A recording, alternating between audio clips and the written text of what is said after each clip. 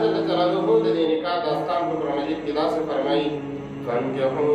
ما طاب لكم من النساء مثنى وثلاث اے خلقو تاسو نکاح کوئ د ښځو نه ښځو سره چې تاسو ته محبوبې وي او تاسو ته خوښې وي مثنى وثلاث ورباع دوه او درې او څلور الله جل جلاله په دې آیات کې د نکاح باره کې تعمیم فرمایي چې انسان کېدای شي داسې وشي چې په یوې د ضرورت نه پوره کېږي